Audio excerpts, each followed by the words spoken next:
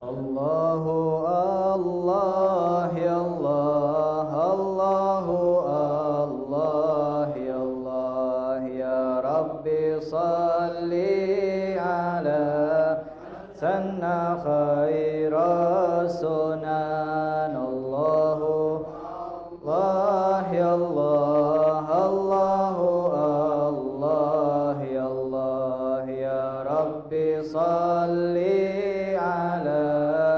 sanna khair sunan ya tarikan lil madaris laisa hadha hasan majalisul khairi ma tutrak wa fiha al minan. Allahu Allah ya Allah, Allahu Allah ya Allah, ya Rabbi salli ala man sanna khairas nan majalisul khairi fiha kullu fadlin wa man majalisul khairi tadfa'lil fitan wal mihan. Allahu Allah ya Allah, Allahu Allah ya Allah, ya Rabbi salli ala man sanna khairas sunan majalisul ilmi tawil khaira fi kulli fan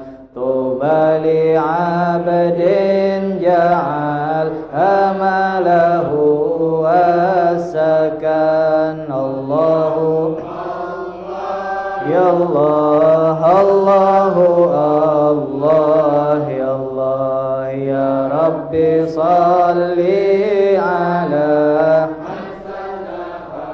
rasunan majalisul ilmi tuhibbil kadar wad daran biha yuslihu zahir wa ma qad batan. Allahu Allah ya Allah, Allahu Allah ya Allah, ya Rabbi salli ala man sanna sunan dzal haqqi sidqan yaqinan laisa hadasan wadan kam jan ayatu ma'rufah li ahlil fatan. Allahu Allah ya Allah, Allahu Allah ya Allah, ya Rabbi salli ala sunan wa kam ahadithu marwiyah li jaddil hasan syefil Bukhari wa fi Muslim wa syefil sunan. Allahu Allah ya Allah, Allahu Allah ya Allah, ya Rabbi li ala man sanna khairas sunan huduru majlis ilmin khairun min alfian ta'udahum aw tushayihum wa antarka'an. Allahu Allah ya Allah, Allahu Allah ya Allah, ya Rabbi salli ala rasunan wal ilmu fardun ala al muslimi talbuh wa man salak tariqan ilaihi fahuwa faiz walan. Allahu Allah ya Allah, Rabbi salli ala Rasunan yudayyihu Allahu wal hannatu ni'mal watan mawahu fa'lam wa'alim wa'malan wa akhlisan Allahu Allah ya Allah Allahu Allah ya Allah ya Rabbi li ala man sanna khairas nan wa zahimi halal fadail birrakbi wa qurban wa la tudayyi faqad dayya'taka min zaman Allahu Allah ya Allah Allahu Allah ya Allah ya Rabbi salli man sanna khaira sunan tughanimul umra min qablil hanat wal kafan ya Rabbi wafikna li ahsan sunan Allahu ya Allah Allahu Allah ya Allah ya Rabbi salli ala man sanna khairat nan واختم بخير إذا حان السفر والظعن وصل وسلم كلما رعد حان الله يا الله الله الله يا الله يا ربي صل على من سن خيرا سنن على رسولك أبي القاسم مجل الفتن والآل والصحب والتابع لهم في الرسان الله الله يا الله الله الله يا الله يا ربي صل على من سن خيرا سنن. Assalamualaikum warahmatullahi wabarakatuh. Bismillahirrahmanirrahim. Alhamdulillahi rabbil alamin wa bihi nasta'in ala umurid dunya waddin. Wassalatu wassalamu ala sayyidina Muhammadin khatamin nabiyyin wa ala alihi wa sahbihi ajma'in. Subhanaka la ilma lana illa ma 'allamtana innaka antal alimul hakim wa tub 'alaina ya rab innaka antat tawwabur rahim wa la haula wa la quwwata illa billahil aliyyil azim. Allahumma aghnina bil 'ilm wa zayyinna bil hilm wa akrimna bi taqwa jamilna bil afiyah. Nawaina ta'allum wa ta'lim wal ifadata wal istifadah wan naf'a wal intifa' wal mudzakarah wa tadhakkur wa tadhkir ibtigha mardatihi wa qurbihi wa thawabihi. Rabbi shrah li sadri wa yassir li amri wahlul 'uqdatam min lisani yafqahu qawli. Rabbi zidna ilman warzuqna fahma. Allahumma la tada' lana dhanban illa ghafartah wa la hamman illa faraitah wa la daynan illa qadaitah wa la maridan illa syafaitah wa la hajatan min hawaij dunya wal akhirah illa qadaitaha wa yassartaha ya arhamar rahimin. Wa sallallahu ala sayyidina Muhammadin nabil ummi wa ala alihi wa sahbihi wa sallam. Alhamdulillahi rabbil alamin. Ma'asyiral hadirin, alhamdulillah thumma alhamdulillah thumma alhamdulillah. Bersyukur kita kepada Allah Subhanahu wa taala atas nikmat yang masih Allah berikan kepada kita, baik nikmat harta, baik nikmat makanan, baik nikmat panjang umur ataupun nikmat kesehatan dari Allah Subhanahu wa taala. Terlebih lagi kita diberikan dan tambahan nikmat dari Allah Subhanahu wa taala berupa kembali lagi kita dimudahkan oleh Allah Subhanahu wa taala untuk menambah pundi-pundi amal soleh kita yang bakal dipertanyakan oleh Allah Subhanahu wa taala, yang bakal menyelamatkan kita di alam kuburnya Allah Subhanahu wa taala, yang mana kalau seandainya kita syukuri nikmat yang sekarang Allah berikan kepada kita, maka insyaallah nikmat-nikmat yang lain pun bakal Allah berikan kepada kita insyaallah. Amin ya rabbal alamin. Terlebih lagi alhamdulillah kita dijadikan oleh Allah Subhanahu wa taala menjadi orang-orang yang mampu beribadah di 10 hari yang dimuliakan oleh Allah Subhanahu wa taala, yaitu dari mulai tanggal 1 sampai tanggal 10 Zulhijjah. Ini merupakan 10 hari yang dimuliakan oleh Allah Subhanahu wa taala. Bahkan ada ulama yang mengatakan 10 hari ini lebih afdol daripada 10 terakhir bulan Ramadan. Ada ulama yang mengatakan 10 hari yang kita berada di dalamnya, tepatnya di tanggal ke-6 Zulhijjah, ada ulama yang mengatakan lebih afdol dibandingkan dengan 10 hari terakhir dari bulan Ramadan. Kenapa? Karena di situ banyak hal-hal yang besar. Ada ibadah haji, yang mana ibadah haji paling dibanggakan oleh Allah Subhanahu wa taala. Ada hari Arafah, yang mana kata Nabi Muhammad di sepanjang 1 tahun, hari yang paling mulia di mata Allah adalah hari Arafah. Sampai-sampai Allah bersumpah wal fajri, demi waktu fajar. Fajar kapan? Fajar terbaik.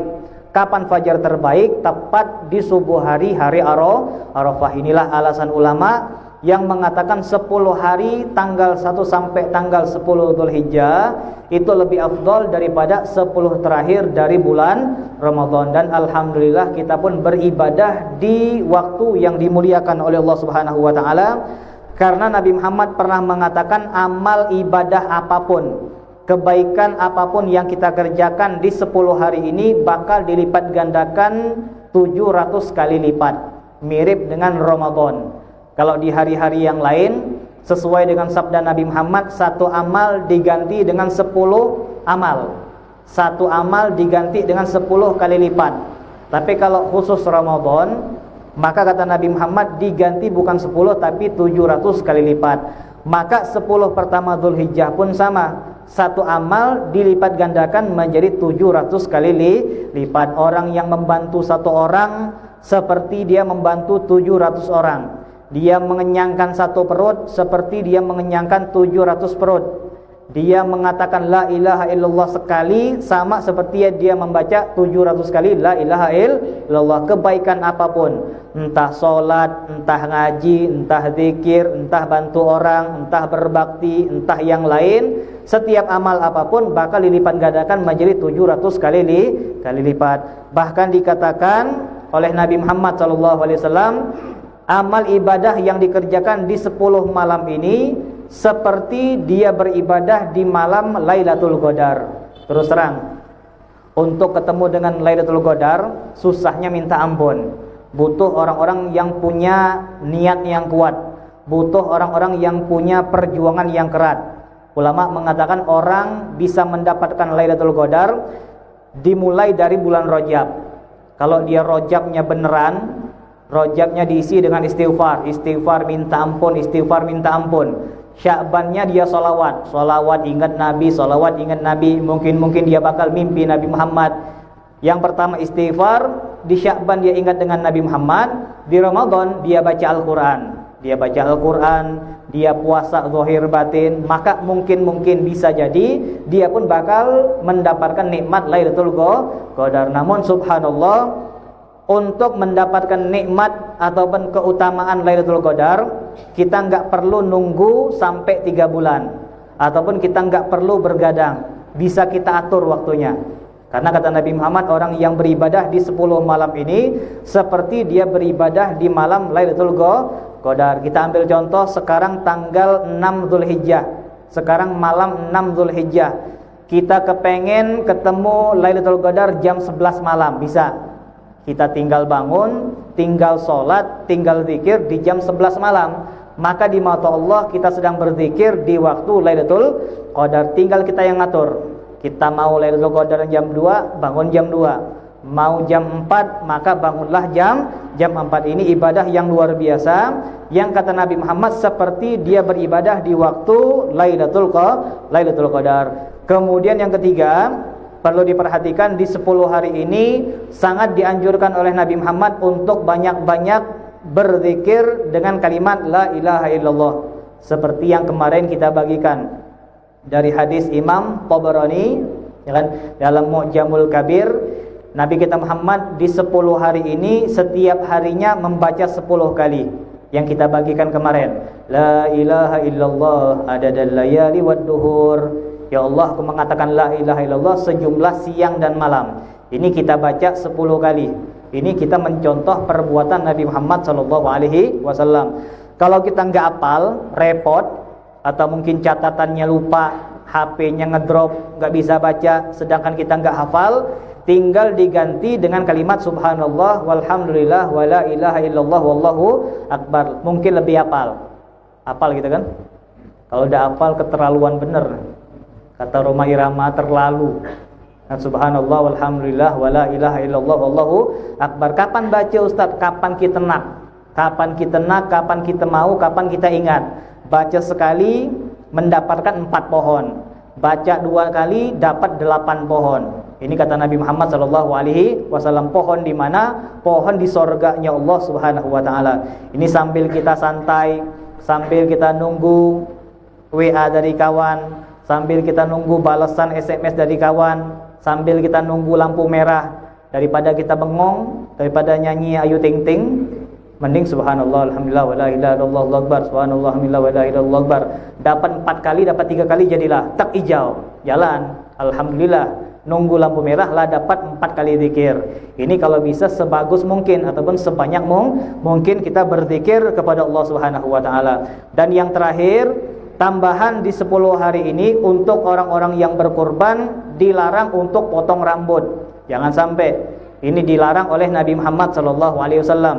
Kalau madhab Imam Syafi'i dimakruhkan sekali, tapi kalau madhab Imam Ahmad bin Hambal diharamkan. Jadi beda. Kalau kita Syafi'i, potong rambut Allah nggak demen, tapi tidak berdosa. Tapi dalam madhab Imam Ahmad bin Hambal, potong rambut berdosa gitu. Potong rambut berdosa, potong kumis berdosa, potong jenggot berdosa, potong kuku berdosa. Sunat macam mana sunat? Kalau bisa digeser, geser jari ya. Kalau lah besar. Dan kalau lah besar. Ini dikatakan memotong tadi. Ini kalau mazhab Imam Syafi'i makruh yang sangat. Tapi mazhab Imam Ahmad bin Hambal sampai diharamkan. Ini dilarang. Bagi siapa? Untuk orang-orang yang bakal berkurban. Yang bakal berkurban tadi. Jadi gimana Ustaz, rambut hilang rijing macam ni? Biarlah. Kan biarlah. Tengoklah orang haji itu. Orang haji itu disifatkan sama Allah, tuh lihat rambut mereka berantakan, dan rambut mereka berantakan, wajah mereka penuh debu. Itu tampilan kayak gitu dibanggakan sama Allah. Tapi kalau orang zaman sekarang, tidak ada yang haji macam tuh. Haji bergaya semua. Soal bakal diupload di Facebook, gitu kan? Kalau orang-orang haji zaman dulu, tengoklah foto Ustaz Nagib, Ustaz Nopel yang lama-lama itu. Kapan mereka haji, kan wajah mereka lusuh, gitu kan, rambut mereka kemana-mana. Memang yang itulah diinginkan sama Allah Subhanahu wa ta'ala. Enggak ngatur, takut kalau nyisir lepas sikok bahaya, motong kambing gitu kan. Jadi rambut acak-acakan, wajahnya berdebu. Justru itulah yang dibanggakan sama Allah Subhanahu wa ta'ala. Jadi yang panjang rambutnya biarkanlah, sekali-sekali gondrong, tidak apa-apa, ikut sunnah Nabi. Boleh panjang, boleh panjang kan, boleh panjang. Jangan motong rambut, jangan motong jenggot, jangan motong kumis, jangan motong kuku. Jadi gimana dipanjang? Bersih jalan. Yang sekali-sekali panjang, nerai. Dan kepengen nyoba panjang, karena kemarin sudah dinasehatin, sebelum jatuh malam Rabu, potonglah dulu. Yang hari Selasa itu potonglah dulu rambut. Kuku potonglah. Kalau takut panjang, potong setengah kuku. Jadi lama sedikit kadar panjang tadi. Nah, ini dikatakan larangan untuk orang-orang yang berkurban, jangan sampai motong rambut, motong apapun. Ataupun untuk bini kita yang bakal berkurban, ngerok alis nanti dulu lah. Makruh juga, motong alis ataupun ngerok segala macam, ini enggak boleh. Kemudian kita tambahkan sedikit, untuk orang-orang yang berkurban, ulama mengatakan jangan sampai membatalkan kurban kita. Ini kalau diperhatikan, banyak orang yang berkurban tapi kurbannya batal. Dan banyak orang berkurban tapi kurbannya batal. Dengan apa? Dengan cara menjual kulit. Ada sebagian orang, dia berkurban, misal kayak saya, saya nyetor kambing, tapi saya bilang, ku nyerahkan kambing, tapi kulit buatku. Misal, paham tak kira-kira? Saya berkurban nih, saya bilang sama tukang jagal, ini kambingku, tapi tolong kulitnya antar ke rumahku lagi. Kan, saya ambil kulit tadi, saya jual. Kan mungkin buat gendang, buat segala macam lah, atau kulit sapi kan laku sekarang. Buat apa tuh? Apa nama tuh? Makanan kerupuk itu kan? Pokoknya segitulah namanya. Kan kulit sapi itu. Kan kulit sapi. Ini kalau saya ngambil, saya jual, maka batal kurban saya kata Nabi Muhammad, man ba'ajil duha fala udhiyatalah. Barang siapa yang menjual kulitnya, maka batal kurbannya. Kan entah kita ambil, kita jual, atau kita jadikan itu sebagai upah bagi tukang jagal. Nah, ini masih berlaku. Ini tinggal kita ngatur caranya saja. Kalau di mentok masih kebiasaan, tukang motong ngambil kulit tadi, dilihat dulu, bisa jadi berbahaya, bisa jadi nggak apa-apa. Kalau seandainya tukang jagal mengatakan ku nak motong, tapi kulit buatku, kepala buatku, dijadikan syarat, ini nggak boleh. Ini nggak boleh dijadikan batal, ataupun udhiyah kita, kurban kita menjadi batal. Atau yang lebih banyak lagi, ngambil kas masjid ataupun kas surau, ini berbahaya nih. Ngambil kas surau ataupun kas masjid untuk panitia, untuk beli corona, kopi, rokok, nasi. Kan ngambil duit kas masjid, kan belilah Surya, beli nasi bungkus, kan beli kopi untuk panitia tadi, karena mereka mengatakan kami nak motong nih ada upah untuk makan, untuk segala macam. Ini kebanyakan orang salah paham, ngambil dari kas masjid, kan ngambil dari kas masjid, ini nggak boleh. Tanyalah dengan ulama manapun nggak boleh, nggak boleh kecuali ulama sah bagi mereka. Ini kalau kita nanya dengan yang beneran, yang sejalan dengan kita, tidak boleh ngambil kas masjid tadi untuk panitia tadi dengan alasan memakmurkan masjid. Lain cerita, memakmurkan masjid itu kayak gini nih, ini namanya memakmurkan masjid. Ataupun maulid Nabi, itu namanya memakmurkan masjid. Tapi kalau kurban bukan memakmurkan, membusukkan masjid namanya. Justru sebenarnya secara logika kita tuh bayar masjid, seharusnya segitu. Sebenarnya gitu, kita numpang di masjid. Kita numpang di masjid, harusnya kita yang bayar. Ini tidak, kebalik. Sudahlah masjid yang kotor, masjid kena bau, masjid pula yang bayar. Ini tidak boleh. Make upah, ngambil kulit, ngambil kepala buat tukang jagal nggak sah. Ataupun make kas masjid buat panitia corona tadi, kopi, rokok, nasi, pakai kas masjid. Ini nggak boleh. Jadi gimana Ustaz? Ini perlu kita pahami dan perlu kita budayakan. Setiap orang yang nyetor kambing ke masjid ataupun ke tempat penjagalan harus plus 100.000 minimal. Harus ada tuh. Jangan nak sedap aja lah. Nyetor kambing, emang kambing itu nyembelih sendiri dia. Kan ada yang motong. Kan entah minta tolong kek, atau mungkin kalau mereka biasanya minta upah atau hal yang sewajarnya untuk capek mereka, kita berikan 100.000. Ini biasanya 100.000, paling minimal lah 50.000. Itu pun minta tolonglah 50, dak daging duit nih. Cuma 60, 10 nih buat beli kecap. Kan? Jadi ada 50 lah. Ini sebagusnya kambing plus 100.000, itu yang benar. Kan? Kambing plus 100.000 ini boleh diinformasikan.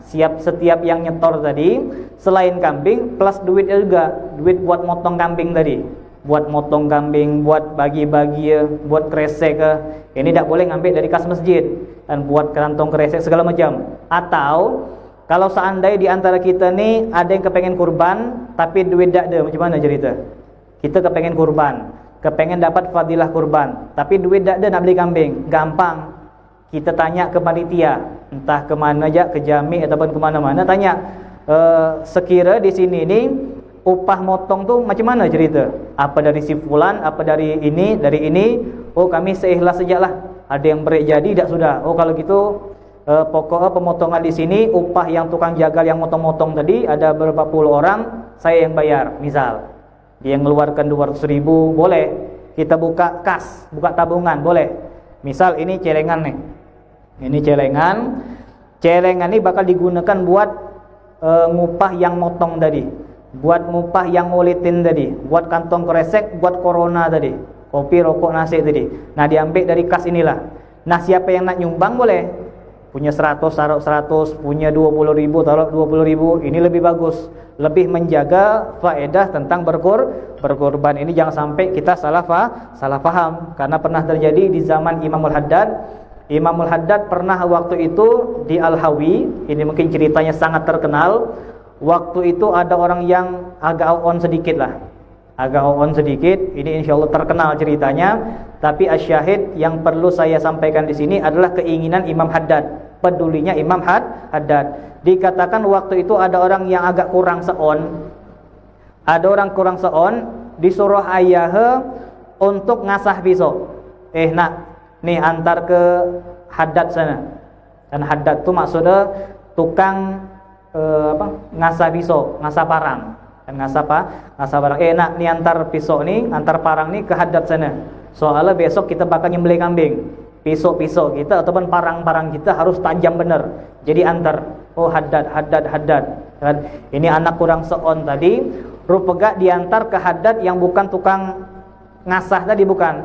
Tapi Haddad adalah Imamul Haddad. Ngagak ke Imam Haddad pakai marah-marah pula. Ini pisau, ini parang, tolong diasah. Benar-benar tajam-tajam. Soalnya kami ini nak berkorban. Kata Imam Haddad, "Aulah." Kalau bahasa gitu nih. Ya kan? "Aulah." Ya kan? Imam Haddad tak ada ngerotok. Kau ni tak tahu aku ni imam besar ni. Ya kan? Masa nyuruh masa pisau dah. Ini menunjukkan ulama yang kenal dengan Allah. Tak ada minta dipuji oleh orang lain, diambil pisau tadi diasah. Kan? Besok pagi diambil sama anak tadi, pakai nanya pula, tajam tak ni? Mendak tajam tak dibayar nih. Ya kan? Tajam, kata Imam Haddad. Pas nak dibayar, kata Imam Haddad, dosa bayar. Hari ini promo. Dan hari ini promo dah bayar, bonus. Sukalah anak tadi. Dia pulang agak ayah, dibilang lah, masa tak bayar kata ayah? Kata lagi promo. Mana ada cerita? Inilah lokak je orang setahun sekali. Ya kan? Masa promo setahun sekali, lokak setahun sekali. Ya kan? Kau ni ngantar ke Haddad mana? Haddad yang itu? Ya Allah, rupanya Imam Haddad. Yang rupanya Imam Haddad. Langsung sang ayah tadi minta maaf, minta ampun kepada Imam Haddad. Tak tahu mohon maaf, anakku ni kurang seon setengah. Ya kan? Kata Imam Haddad, tak apa-apa. Ya kan?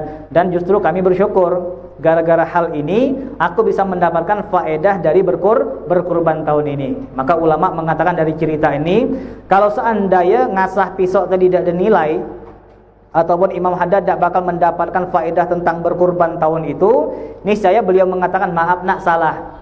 Karena beliau bakal mengerjakan ibadah yang lebih besar, solat ataupun zikir yang lebih banyak faedahnya, tapi enggak diambil sama beliau. Menunjukkan ngasah pisau tadi lebih afdol daripada wiritan beliau, zikir beliau ataupun yang lain ini boleh. Yang nyumbang kantong resek tanya ke tempat pemotongan, kantong resek ikat lah cukup belum? Lah, kurang tak? Kurang. Nah, ni duit dah. Boleh. Untuk kopi ikat ada belum? Belum. Ni kopi 10 kilo. Ngopi lah. Pisang goreng ada. Ni standar, gorenglah sendiri, minyak cari sendiri. Ini boleh kita bantu. Alhasil jangan sampai make duit kas masjid. Jadi jangan sampai jadi permasalahan lagi di mentok ni. Oh boleh tu, ada yang bilang boleh. Siapa? Pokok ada yang bilang boleh. Siapa? Pokok ada. Siapa?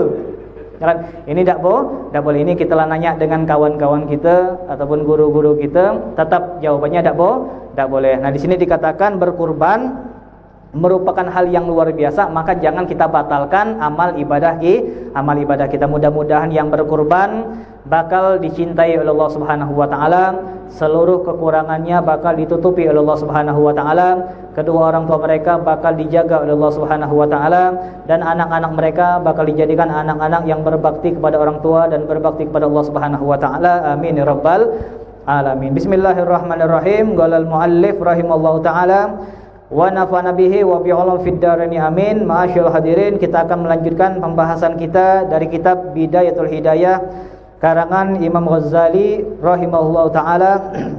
Di sini dikatakan oleh beliau, fa idza dakhala waqtul isya fa shalli arba'a raka'atin qablal fardhi ihya'an lima bainal adaini fa fadlu katsirun wa fil khabar inna du'a bainal adani wal iqamah la yurad. Beliau mengatakan kalau seandainya datang waktu isya, alias ketika datang waktu azan isya, maka sholatlah kalian ataupun mintalah sesuatu kepada Allah di antara waktu azan sampai waktu qomat.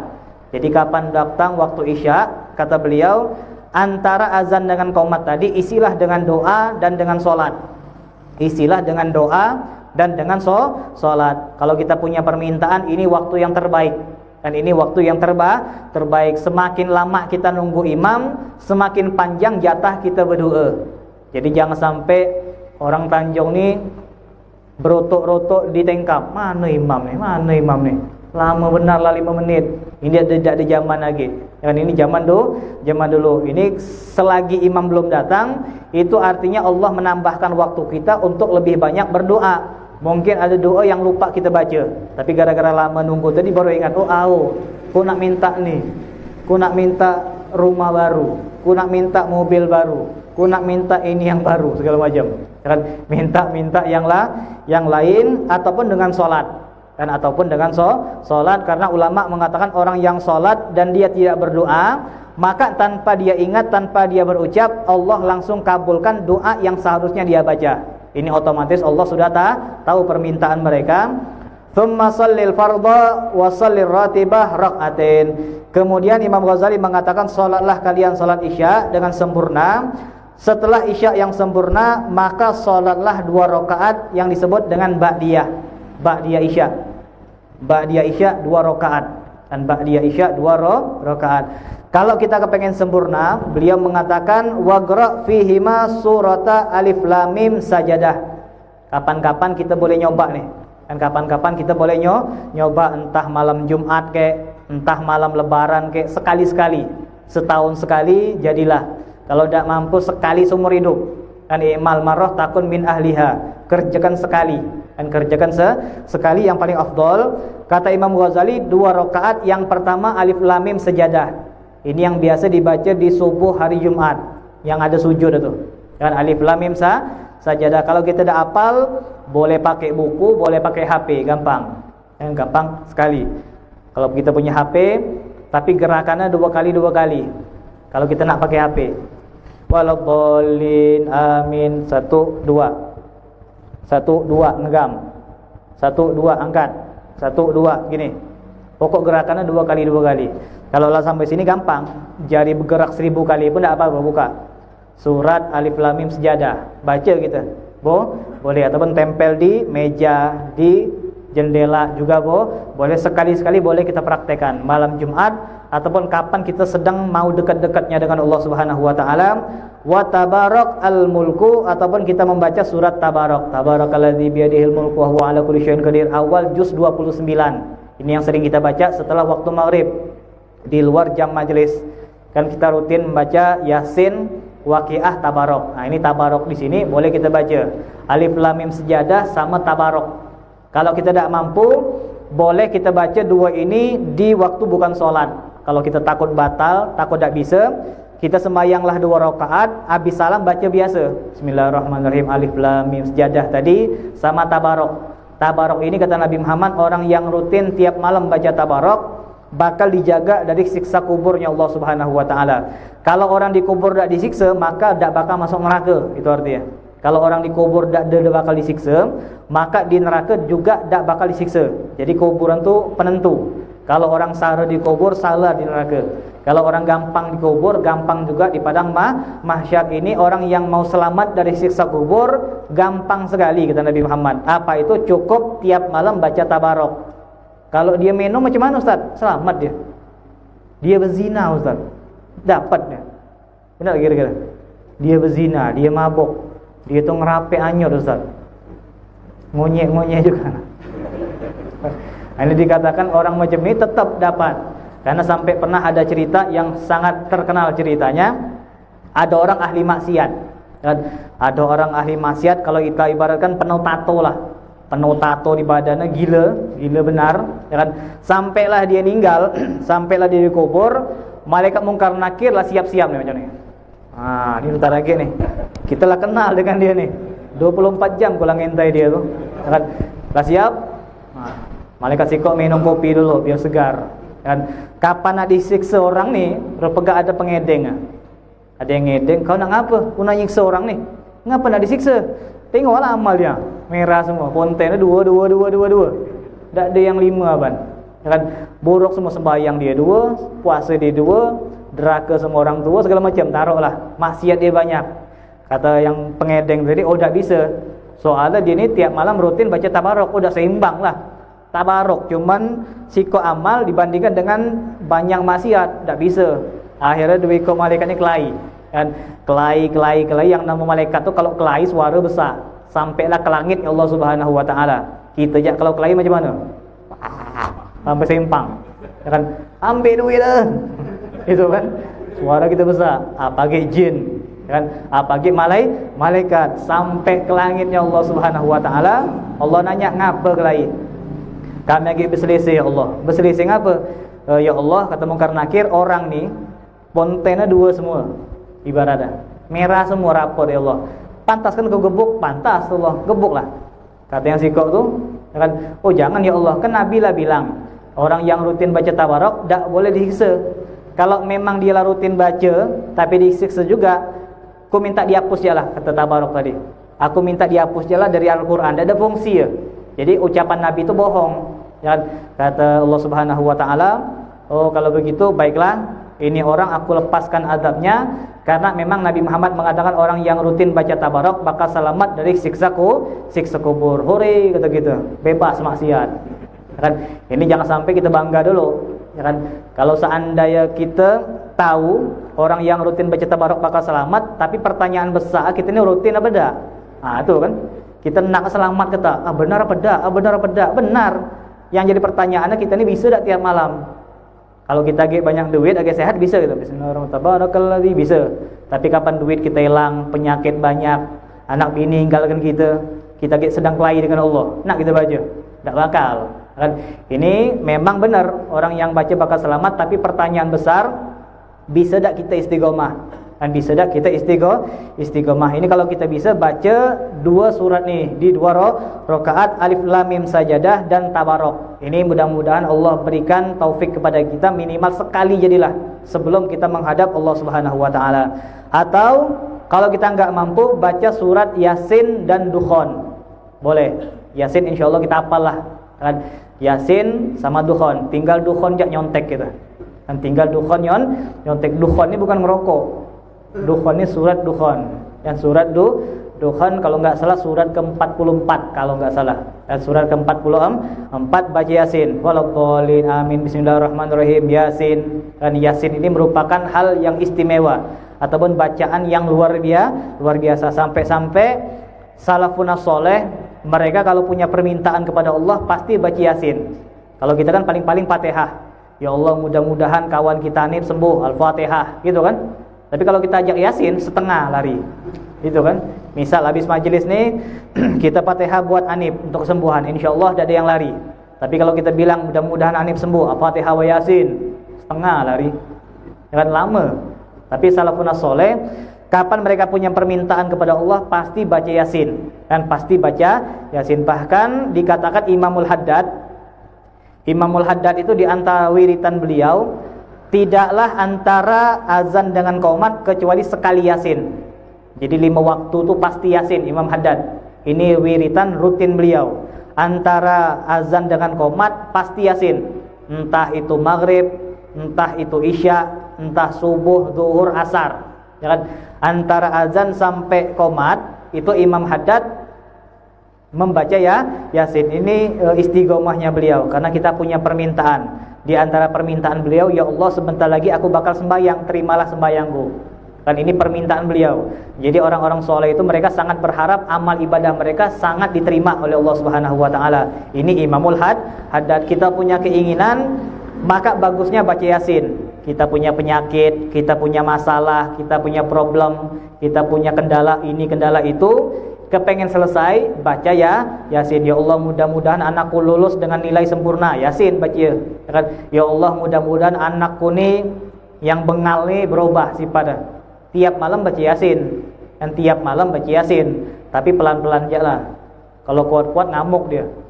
Kita punya bini yang nakal, dan kita punya bini yang mencong ke kiri, bacakan Yasin. Tapi pelan-pelan, jangan bismillahirrahmanirrahim Yasin. Yang ke dia doakan orang meninggal, bacakan pelan-pelan. Dan kapan dia tidur di ranjang, Kita sembahyang malam-malam baca Bismillahirrahmanirrahim Yasin. Dosa dibilang, "Dek, aku nak bacakan Yasin untuk kau." Jangan. Diam-diam jalan. Bismillahirrahmanirrahim Yasin. Niatkan mudah-mudahan biniku berubah, mudah-mudahan anakku berubah. Ataupun istri pun sama juga. Istri punya suami setengah Fir'aun. Jangan boleh baca Bismillahirrahmanirrahim Yasin wal Qur'anil Hakim. Mudah-mudahan dia berubah. Mudah-mudahan dia berubah. Ini Yasin sangat bermanfaat untuk orang yang meninggal, bagus. Untuk orang yang hidup juga bagus Yasin. Bahkan Al-Habib Salim Asy-Syatiri, beliau pernah bercerita waktu itu ada orang kelahi, ada orang bermusuh. Ada orang kelahi bermusuh, sampailah si kok musuh ni masuk kubur alias meninggal. Musuh masuk kubur. Setelah masuk kubur, maka yang musuh tadi datang ziarah. Dan datang ziarah, diolok. Tapi diolok ini kan orang Arab. Jadi dia ngolok tu pakai Al-Qur'an. Kan khudhu faghallu tsummal jahimu sallu. Kan dia baca ayat nyindir dia tadi. Kan dikatakan dalam Al-Qur'an itu, kan, ya Allah tangkaplah ini orang, siksalah dia. Itu artinya. Khudhu faghallu. Ya Allah tangkaplah dia, kan, siksalah dia. Tsummal jahimu sallu. Ya Allah masukkanlah dia ke neraka jahim. Kan, ikatlah dia dengan rantai yang panjangnya 70 hasta. Jadi dia ngata tu, dia nyindir pakai Al-Qur'an. Saking rengam tadi. Istilahnya kalau kita katakan, ya Allah, nah, lah sampai kubur lah bantailah ya Allah. Seakan-akan kayak gitu. Tapi dia ngomongnya dengan Al-Qur'an. Dan dia ngolok kawan, dia ngolok musuh tadi dengan Al-Qur'an. Khudhuhu faghallu. Ya Allah tangkaplah dia, siksalah dia, ikatlah dia dengan 70 hasta rantai tadi. Setelah dia ngata-ngata dengan Al-Qur'an tadi, dia ngolok dengan Al-Qur'an, besok dia mimpi. Dia mimpi ketemu dengan musuh dalam mimpi. Musuh bilang, "Terima kasih wahai musuhku, makasih. Masih ngapa? Kau lah nolongku. Kemarin di kubur kau baca Quran buatku. Walaupun niat kau ngolokku, tapi tetap di mata Allah kau ngaji tu. Kan? Kau ngaji. Nah, gara-gara kau ngaji di samping kuburanku, azabku dikurangi sama Allah." Tambah bahawa orang. Dan tambah bahwa niat ngolok pakai ayat Al-Qur'an, tapi ternyata Allah memaknainya bukan ngata ini orang ini bawah, tapi dia membaca Al-Qur'an. Ini Habib Salim Syatiri mengatakan orang yang niat buruk ya sampai pahala ataupun faedah. Apalagi orang yang benar-benar, ya Allah, ayah ibuku di bawah ya Allah, mudah-mudahan mereka diampuni, Fatihah. Ini niat baik, niat buruk ya sampai. Apalagi niat baik, ini kata Al-Habib Salim Asy-Syatiri. Nah, di sini dikatakan boleh Yasin ataupun surat Ad-Dukhan. Kemudian fadzalika ma'tsurun an Rasulillah sallallahu alaihi wasallam, karena 2 rakaat seperti ini diajarkan dan dianjurkan oleh Nabi Muhammad sallallahu alaihi wasallam, wa shalli ba'dahuma 4 rakaat. Setelah 2 ini maksudnya Isya sama 2 rakaat. Habis kita Isya, habis 2 rakaat tadi, kata Imam Ghazali 4 rakaatin, sembahyang lagi 4 rakaat, jadi 6. Jadi 6 habis Isya, habis 2 rakaat tadi, tambah lagi 4 rakaat. Dan tambah lagi 4 rakaat, fa fil khabar ma yadullu ala idhami fadlihunna. Karena kata Nabi Muhammad 4 rakaat setelah Isya ini memiliki faedah yang luar biasa. Kata Nabi Muhammad 4 rakaatin ba'd, dan bukan hal yang mustahil bagi kami. Di mata Allah nilainya setiap detik kami seperti Lailatul Qadar. Jadi Lailatul Qadar itu bukan setahun sekali, bukan.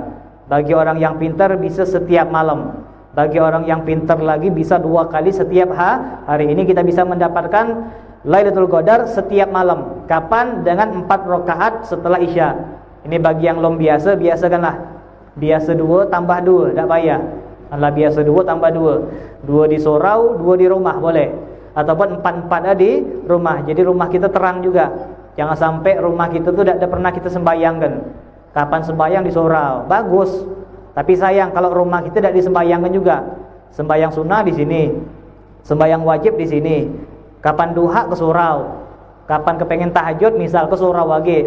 Memang bagus, tapi sayang rumah kita jadi kubur. Dan rumah kita jadi kubur, perlu disembahyangkan juga dan perlu disolatin juga. Masjid sudah bagus, kita boleh fardu. Sunnah kata Nabi Muhammad bagusnya di rumah. Bahkan kalau mampu setiap ruangan rumah kita tuh lah pernah kita sembahyangkan. Ini kebiasaan salafun soleh. Ini kebiasaan salafun soleh. Mereka tidak bakal meninggalkan satu rumah kalau orang pindah rumah nih, kalau mereka pindah rumah, mereka tidak bakal meninggalkan rumah yang pertama sebelum pernah sujud di setiap sudut. Jadi setiap sudut itu lah pernah sembahyang orang. Jadi tidak ada mentok di sinilah dah, di depan pintu lah pernah, ya kan? Di depan sini, asal jangan di teras, payah di teras. Nanti yang orang ngambuk bola, ya kan? Silahkan dalam rumah lah. Kalau sepi bolehlah di teras. Kalau penuh atau lagi ada tamu. Alhasil tiap-tiap rumah kita tuh kalau bisa banyakkan sujud, biar semakin banyak saksi kita di hadapan Allah kapan kita menghadap Allah Subhanahu wa taala. Karena kata Nabi Muhammad, kapan kita menghadap Allah, daerah yang pernah kita sujud di situ bakal datang. Entah kita pernah sujud di Pal 9. Pal 9 tuh bakal datang. Jadi gambaran itu insyaallah kapan kita menghadap Allah, backing kita tuh banyak. Ini insyaallah kalau sembahyang kita terima. Kapan kita menghadap Allah berdua, surau Tanjung di belakang kita, jami di belakang kita, rumah kita, kebun kita, sawah kita, beting misalkan. Pernah sembahyang situ datang ya ngeroyok, ya kan? Menjadi saksi, ya Allah, aku pernah sembahyang di beting. Benar tak beting? Betul kata beting. Dan ini mereka bakal menjadi saksi. Ini perbanyaklah tempat sujud. Jangan ketawa-ketawa, benar nih? Benar gitu. Ustaz ini bergurau, bukan bergurau. Biar refreshing sedikit lah. Dan biar tidak tegang, soal corona ini tegang gitu. Duit lasare, utang banyak tegang, majelis tegang, foto surat gitu, kan? Jadi santai-santai lah sedikit. Nah, ini dikatakan memang salafun saleh mereka menjadikan setiap sudut rumah mereka tuh lah pernah sujud mereka. Nah, mereka lah pernah sujud depan TV, depan kamar, depan ranjang, di atas ranjang, pokok di mana aja lah pernah sembahyang. Untuk lebih banyak saksi mereka di hadapan Allah Subhanahu wa taala.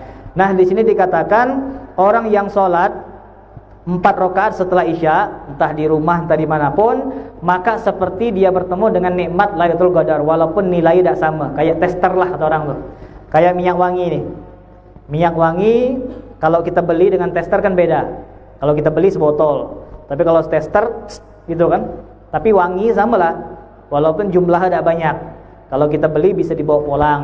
Kalau kita beli bisa dipakai kemana-mana. Tapi kalau tester cuma sekali lagi kita nikmatin. Ini perbedaan orang yang sholat 4 rakaat setelah Isya seperti Lailatul Qadar. Testernya nikmat Lailatul Qadar. Ini boleh kita praktekkan 4 rakaat. Biasalah kan 4 rakaat karena umur kita ini kayak tidak panjang lagi.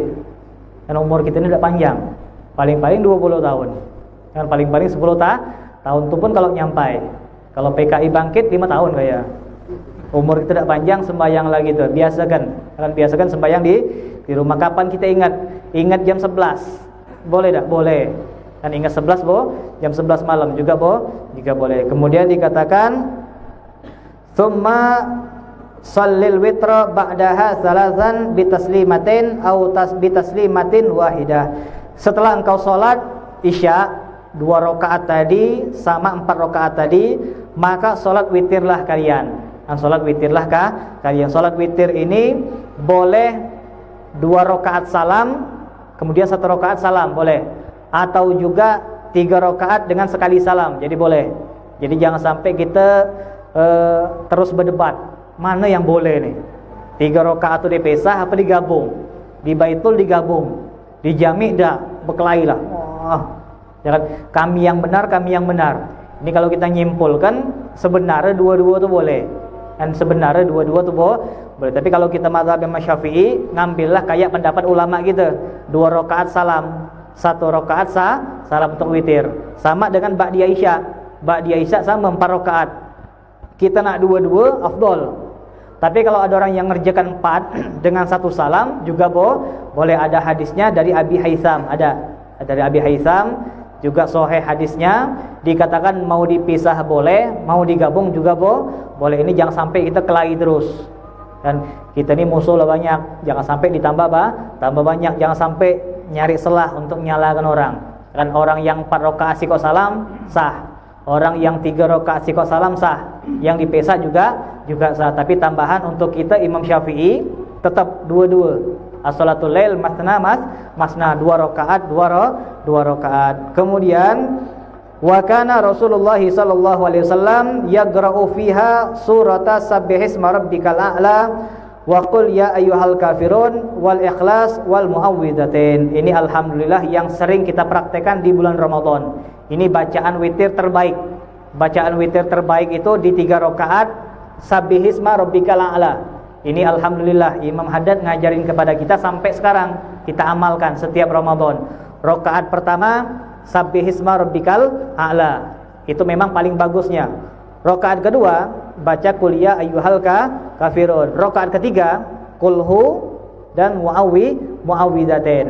Dan qulhu dan muawwidzatain ini memang cara yang terbagus, bacaan yang terbagus. Sabbihisma kemudian ikhlasen. Ikhlasen ini al-kafirun sama al-ikhlas. Ada bainal isya'in, ada imamul haromen, gitu kan? Ada aswaden. Dan ada yang lain-lain. Den tadi, dua tadi sama dengan ikhlasen. Kalau surat al-ikhlas qul huwallahu ahad. Tapi kalau ikhlasen qul ya ayyuhal kafirun sama qul huwallahu ahad. Karena Imam Haddad mengatakan sebenarnya setiap sembahyang tuh ada baca. Kalau duha tuh bagusnya baca macam ni. Ada sebenarnya. Qobliyah asar bagusnya baca ni. Ba'diyah isya bagusnya macam ni kan kayak tadi. Ada surat-suratnya. Tapi kalau kita bingung, kalau kita tidak hafal, maka kata Imam Haddad bacalah ikhlasen. Bacalah qul ya ayyuhal kafirun dengan qul huwallahu ahad. Duha dah hafal kita. Al kafirun sama qul huwallahu ahad. Ini namanya ikhlasen. 2 surat terbagus untuk dibaca di salat-salat sunnah. Kemudian fa in kunta aziman ala qiyamil lail. Kalau seandainya engkau sudah terbiasa untuk qiyamul lail, kalau engkau sudah terbiasa bangun malam, fa akhiril witra liyakuna akhiru salatika bil laili witran. Kata Imam Ghazali, kalau engkau sudah biasa tahajud, kalau engkau sudah terbiasa bangun malam, maka bagimu afdolnya witir bukan sekarang tapi nanti malam. Kayak di Tanjung nih kayak abahnya Alwi kan, Habib Mat London kan, Habib Mabasin ya kan, beliau kan gitu. Kapan tarawih selesai witir itu kan. Witir, orang witir lah dia nyantai. Ngapa tidak sembahyang? Kembung. Ini cuma alasan ya lah. Kalau kita kan dakwah nanti sembahyang tahajud. Kalau kita agak mesok sikit, ngapa tidak sembahyang? Oh, ku nanti malam tahajud. Kalau beliau menyembunyikan. Ini cuma contoh saja. Kan ada beberapa orang yang kapan orang witir dia dah nyantai di belakang. Tapi jangan sampai ngerokok di belakang. Dia nyantai. Tidak ada sembahyang. Diajak orang ngapa tidak witir? Witir itu besar faedah nanti jalah. Ini memang bagi dia afdolnya nanti, bukan sekarang. Afdolnya bagi orang yang biasa bangun malam, itu afdolnya nanti. Kapan dia bangun, baru dia witir. Tapi kalau seandainya kita yang gak pernah tahajud, kapan tidur, nak gempa bumi, nak tsunami, tahu-tahu ranjang kita lanyut ke Sempang, baru bangun. Kan? Gak pernah tahajud. Nah untuk orang-orang yang gak pernah tahajud, bagus witir sebelum tidur. Tapi kalau seandainya kita witir habis tidur mungkin kita mimpi habaib atau mimpi guru kita atau mungkin mimpi ayah kita, terbangun kita. Dan kapan kita terbangun? Sembahyang. Dan sembahyang 2 rakaat. Habis sembahyang 2 rakaat tadi balas dengan witir lagi. Karena ada hadis yang mengatakan tutuplah salat malammu dengan witir. Dan tutuplah salat malammu dengan witir. Caranya gimana? Kalau engkau witir pertama 3 rakaat, maka kapan kau bangun malam tambahkan jadi 2. Intinya satu malam tersebut tetap ganjil hasilnya. Paham tak? Intinya kalau ditambah-tambahkan witirmu dalam satu malam tetap hasilnya ganjil. Kalau engkau witir 3, maka nanti kapan bangun tambah 2. Kalau engkau witir 2, bangun tambah sikok. Jadi tambah-tambah tadi sama dengannya tetap ganjil. Paham tak kira-kira? Dan kita witir nih 3. Kita jam 12 mimpian tu. Bangun sembahyang. Tambah 2 lagi, jadi 5. Habis mimpian tu sembahyang witir 2, tidur lagi. Mimpi surga pula. Kan mimpi bidadari, bangun lagi, tambah lagi 2. 3, 5 tambah 2 lagi jadi 7. Ini alhasil intinya sampai subuh tetap hasilnya kan ganjil. Ini yang afdol untuk orang yang lah biasa bangun malam, witir bagus semalam. Dan witirnya bagusnya malam. Bahkan kalau kita kaitkan kembali salat Isya itu yang paling afdol itu tengah malam. Kan? Karena dalam fikih dikatakan wa yusannu ta'khirul isya. Kan sering tuh. Nabi mengatakan ataupun dalam kitab dikatakan wa yusannu ta'khirul isya. Disunnahkan bagi kita untuk memundurkan isya. Kayak kita sekarang nih. Kita sekarang ini kan mundurkan isya, kan lah azan tuh. Situ berjerit itu kan. Lah azan, tapi kita belum sembahyang. Kita kan artinya memundurkan waktu isya. Boleh apa enggak? bukan boleh tak boleh lagi, sunnah makan. Dan bahkan sunnah mentakhirkan isya itu sunnah, belum dari bab waktunya. Ada ulama yang mengatakan waktu isya itu merupakan waktu yang paling remang-remang. Maka sebagusnya kita yakinkan waktu sudah masuk dengan apa? Dengan memundurkan waktu isya. Bahkan Nabi Muhammad pernah bercerita tentang Bani Israel. Bani Israel kan cerita paling banyak. Dan Bani Israel cerita paling banyak, bertingkah luar biasa. Dan cerita Bani Israel ini banyaknya luar biasa, cerita bertumpuk. Sampai-sampai Nabi pernah mengatakan Bani Israel itu gila luar biasa. Dan gila luar biasa. Sudah terang-terangan ngelihat mukjizat Nabi. Dan sudah terang-terangan barusan ngelihat mukjizat Nabi. Jorang bersama dengan Nabi Musa dikejar oleh Fir'aun. Gitu kan ceritanya kan? Nabi Musa dengan Bani Israel dikejar sama Fir'aun, maka dengan kekuasaan Allah, dengan mukjizat Nabi Musa, laut dibelah sama Allah. Gitu kan? Laut dibelah. Jadi orang-orang Bani Israel itu nengok dalamnya lautan. Kita aja belum pernah itu kan, dipegang sampai orang tuh saling ngoper minum. Jadi dibagi beberapa kabilah. Jadi belah bukan siko. Jadi film-film di TV itu nipu semua tuh. Kan kalau di film kan belah siko kan, tapi sebenarnya udah. Dan ada beberapa belahan. Nah kata Nabi Muhammad, dari belahan-belahan tadi, jorang saling beri makanan, beroper. Jadi ngoper ni air nih, ini dipesa, ni air, ni pesa, ni air, ni pesa. Paham tak? Kayak kue lapis lah.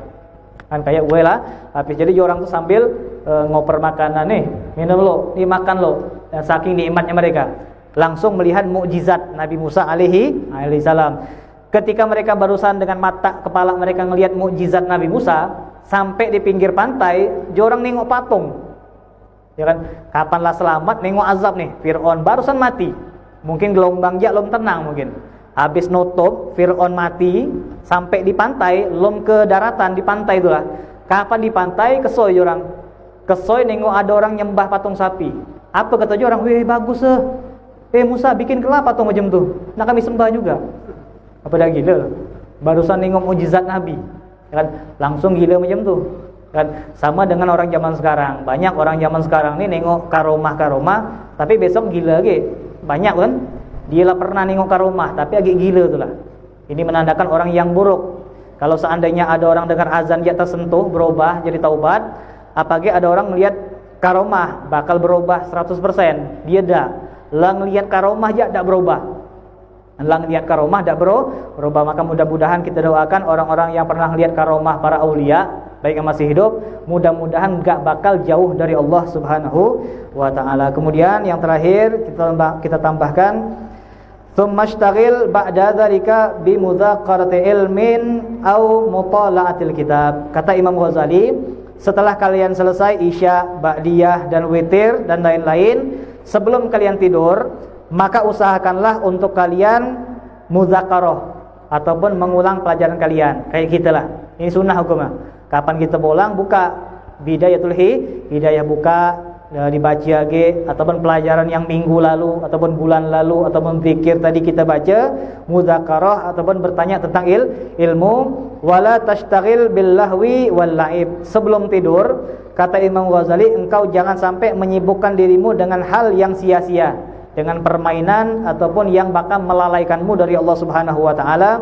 Fayakuna dzalika khatimatan a'malika qabla naumika fa innamal a'mal bi khawatimaha. Karena kata Imam Ghazali, orang yang baik itu dalam satu harinya dilihat bagaimana akhir kehidupannya. Kan kita ni hidup sehari 24 jam kan? Sehari 24 jam. Kita bangun subuh sampai siang, terserah gawe kita, ada yang bagus, ada yang sangat bagus, ada yang kurang bagus. Nah, ini ada bagus ada buruknya. Tapi kata Imam Ghazali, orang-orang yang baik itu biasanya bakal menutup hari mereka dengan ibadah, minimal dengan hal-hal yang baik. Minimal sebelum dia tidur baca zikir, sebelum dia tidur ngajar anak-anak, anak ayo baca bismika Allahumma ahya wa bismika amut. Atau kita sambil menjamkan mata nunggu tertidur tadi baca subhanallah alhamdulillah wala ilaha illallah Allahu akbar, sampai kita tertidur. Atau yang kepengen mimpi Nabi, bagus, sambil kita menjamkan mata baca salawat, ya Allah pengenlah mimpi Nabi, ya Allah kepengenlah mimpi Nabi, sampai kita tidur. Dan sampai kita tertidur, jangan sampai kita mikir yang lain. Rumah. Dan mimpi ditempat rumah, dapat dah lah. Badan pegel je lah. Ngapa mimpi ditempat rumah semalam?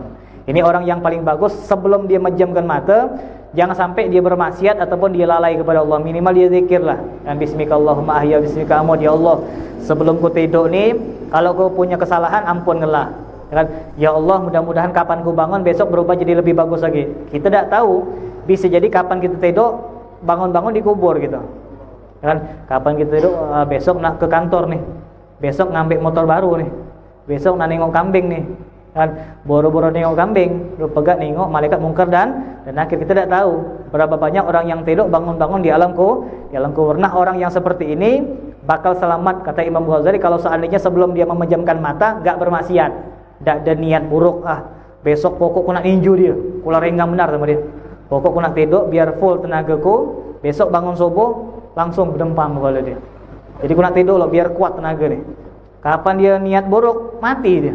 Kata Allah, kau niat ngedempang dia, aku ngedempangkan kau.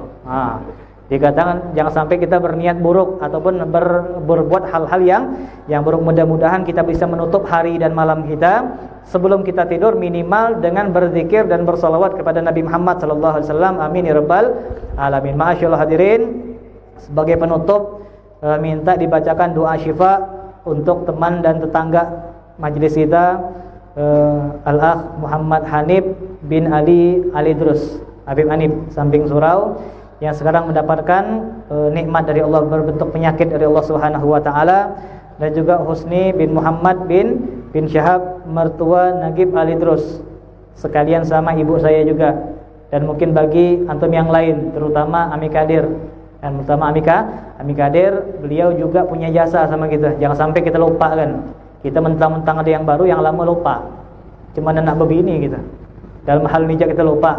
Jadi jangan sampai melupakan orang-orang lama ini. Orang-orang lama itu punya nilai di mata Allah Subhanahu wa taala, baik sedikit ataupun banyak pada kita. Mudah-mudahan orang-orang kita sebutin, Habib Hanif, mertuanya Nagib Ali Idrus, ataupun Ami Kadir, ibu saya, ataupun keluarga yang hadir yang sakit, mudah-mudahan Allah Subhanahu wa taala berikan kesembuhan bagi mereka. Mudah-mudahan Allah Subhanahu wa taala berikan kesabaran bagi mereka. Mudah-mudahan Allah Subhanahu wa taala berikan kesabaran bagi orang-orang yang merawat mereka. Mudah-mudahan Allah Subhanahu wa taala membantu mereka. Al-Fatihah. Bismillahirrahmanirrahim. Alhamdulillahirabbil alamin arrahmanirrahim maliki yaumiddin. Iyyaka na'budu wa nasta'inu ihdinas mustaqim siratal ladzina an'amta 'alaihim ghairil maghdubi 'alaihim waladdallin. Bismillahirrahmanirrahim. Allahumma syafi anta syafi. Allahumma syafi anta syafi. Allahumma syafi anta syafi. Ishfi maradana wa amradal muslimin, khususan Al-Akh Muhammad Hanif bin Ali Idrus, Al-Akh Husni bin Muhammad bin Syahab, wal Ummi Mastura, wal Al-Habib Abdul Qadir. Maula khaira wa man ali bi syai'in du'a syifa. Anna Allah yarzuqhum syifaan ajil la yughrib ba'daha sagaman wala alam. Nabi sallallahu alaihi wasallam Muhammadin nabiyil ummi wa ala alihi wa sahbihi alhamdulillahi alamin.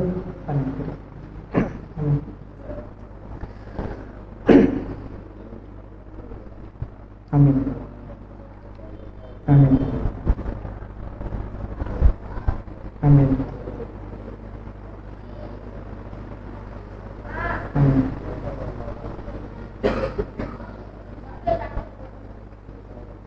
Menyampaikan undangan malam besok majlis ba'da maghrib di Surau Al-Amin Kampung Sawah.